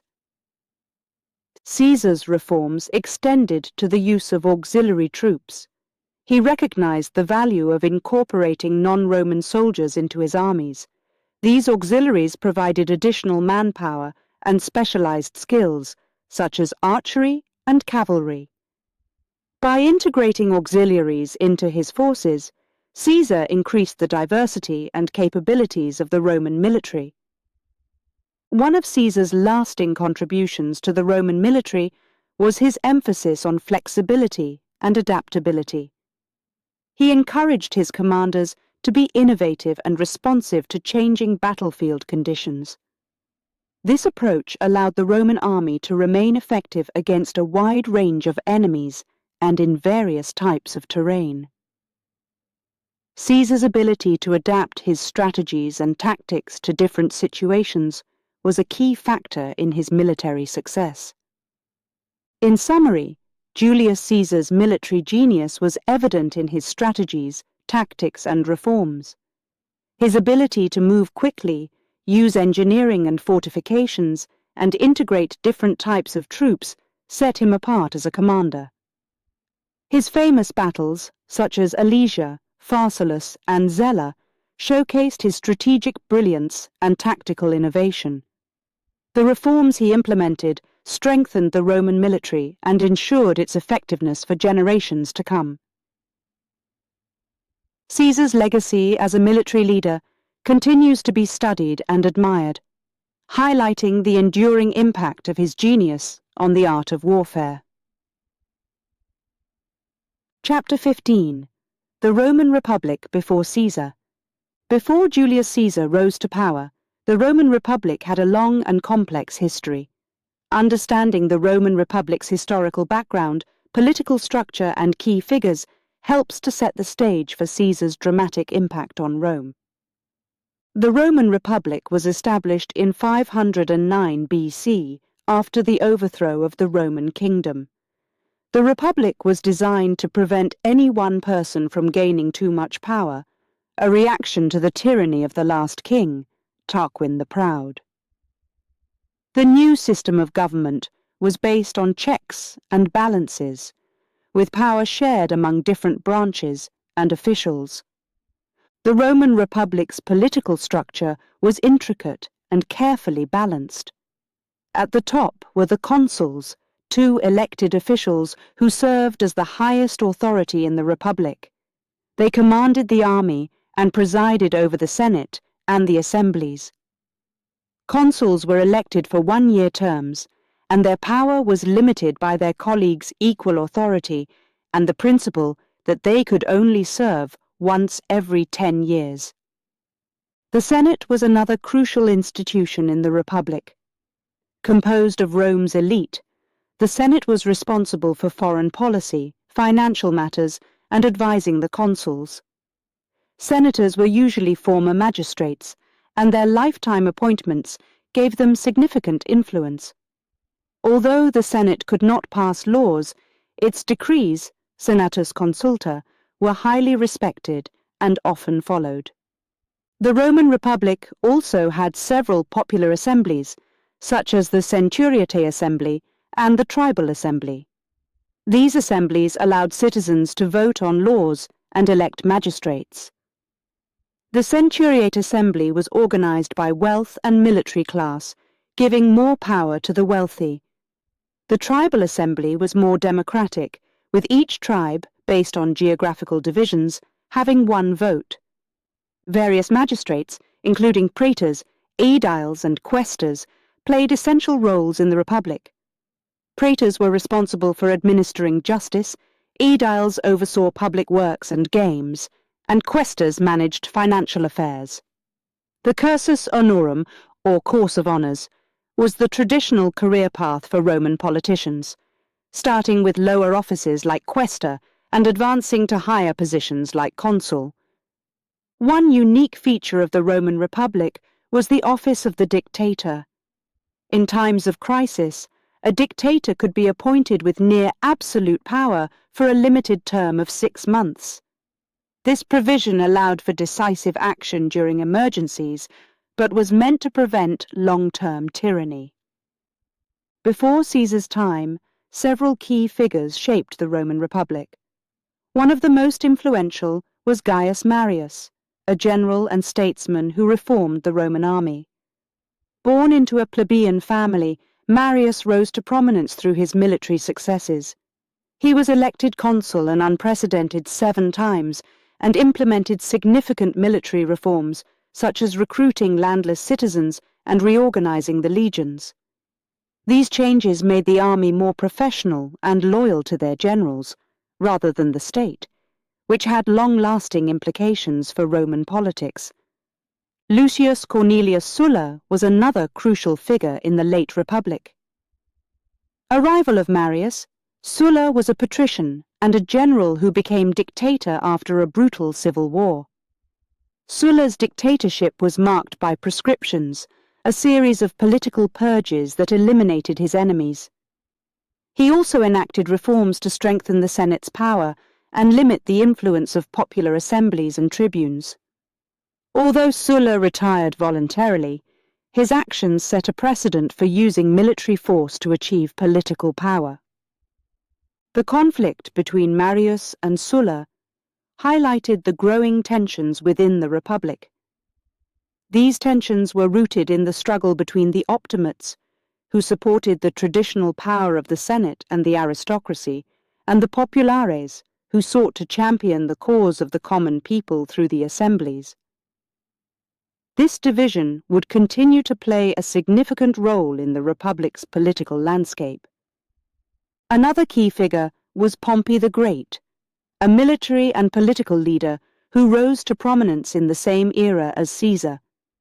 Pompey achieved great military successes in the East, expanding Roman territories and securing vast wealth.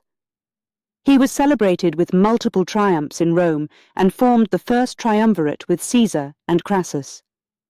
Pompey's alliance with Caesar was initially strong, but their relationship deteriorated, leading to the civil war that ultimately ended the Republic.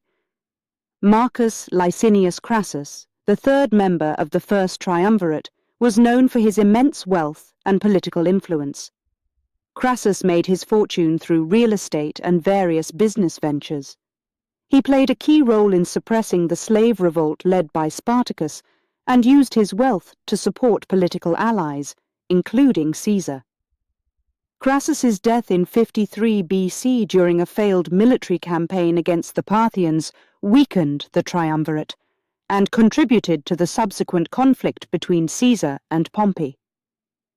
Cicero, a renowned orator, lawyer, and statesman, was another important figure. He was a staunch defender of the Republic and its traditional values.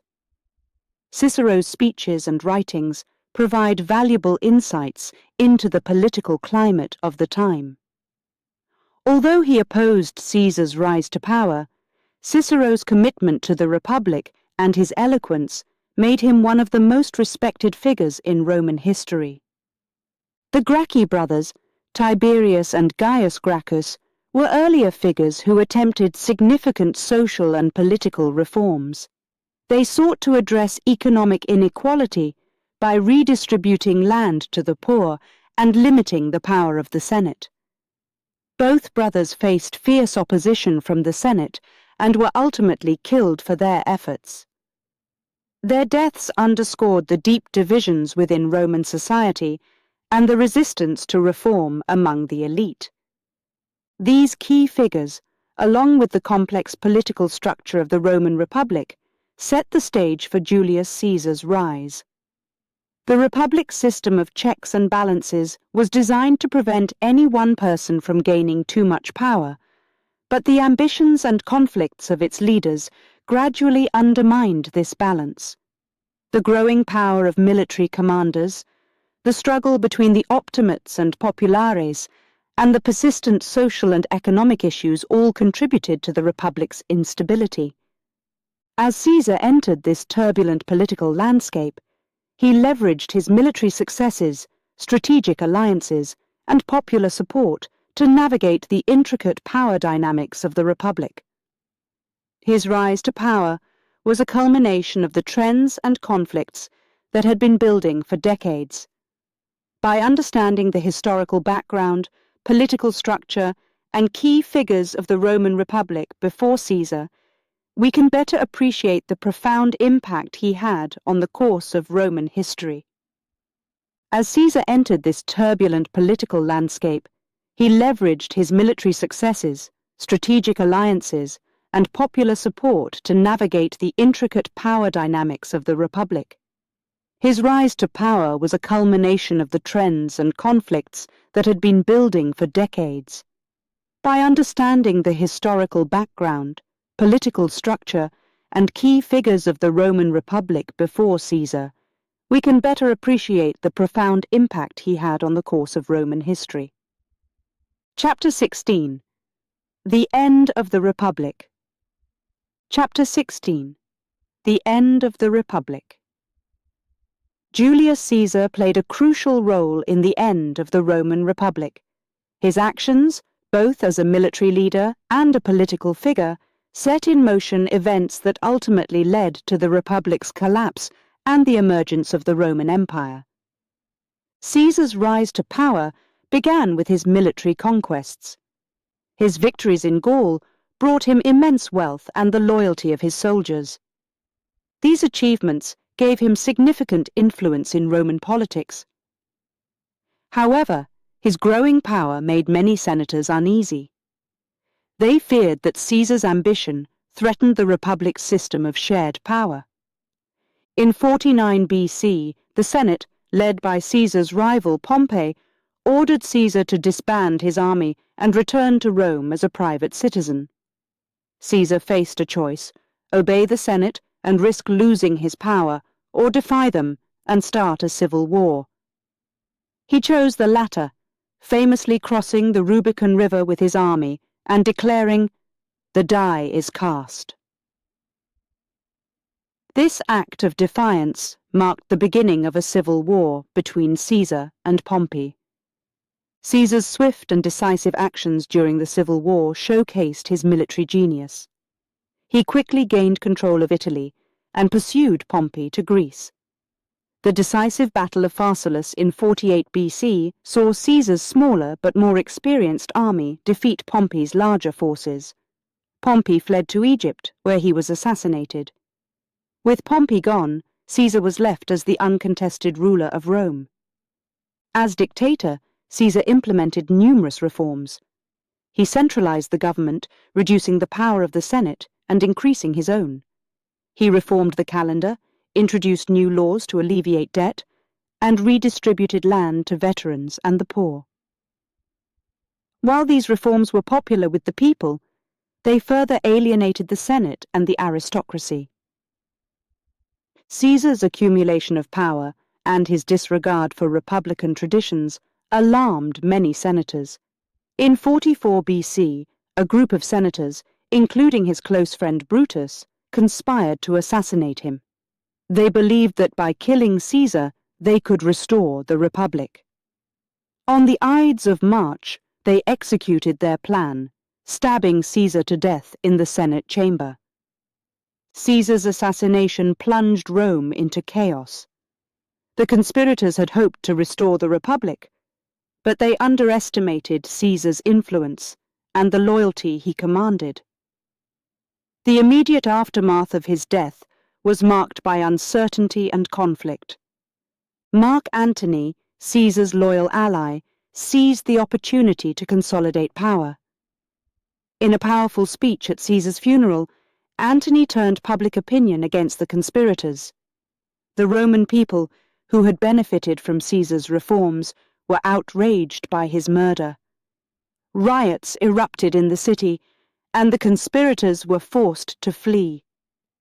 In the power vacuum left by Caesar's death, Antony formed an alliance with Octavian, Caesar's adopted heir, and Lepidus, a prominent general. This alliance, known as the Second Triumvirate, sought to avenge Caesar's death and defeat the conspirators. The Triumvirate launched a campaign against Brutus and Cassius, leading to the decisive battles of Philippi in 42 BC. The defeat and subsequent suicides of Brutus and Cassius marked the end of the senatorial opposition. The political landscape of Rome changed dramatically after Caesar's death. The Second Triumvirate divided the Roman territories among themselves, with Antony taking the east, Octavian the west, and Lepidus Africa. However, the alliance was unstable, and tensions soon arose between Antony and Octavian. Antony's relationship with Cleopatra, the Queen of Egypt, further complicated matters. His involvement with Cleopatra and his perceived neglect of Roman interests alienated many Romans. Octavian skillfully used this situation to turn public opinion against Antony, portraying him as a traitor who had been seduced by a foreign queen. The conflict between Antony and Octavian culminated in the Battle of Actium in 31 BC. Octavian's forces decisively defeated Antony and Cleopatra's fleet. The couple fled to Egypt, where they both committed suicide. With Antony's defeat, Octavian became the sole ruler of Rome. In 27 BC, Octavian took the title Augustus, marking the end of the Roman Republic and the beginning of the Roman Empire. Augustus carefully maintained the appearance of republican institutions, but in reality he held absolute power. He reformed the government, creating a stable and efficient administrative system that lasted for centuries. The transition from republic to empire had profound implications for Rome. The Senate and other republican institutions continued to exist, but their power was significantly reduced. The emperor held ultimate authority, controlling the military, government, and religious institutions. The emergence of the Roman Empire brought about significant political changes. The centralization of power allowed for more efficient governance and greater stability.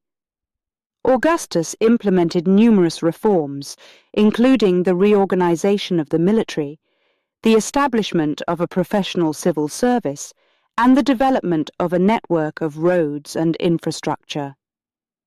Under Augustus and his successors, the Roman Empire expanded, reaching its greatest territorial extent. The Pax Romana, a period of relative peace and stability, allowed for economic growth, cultural development, and the spread of Roman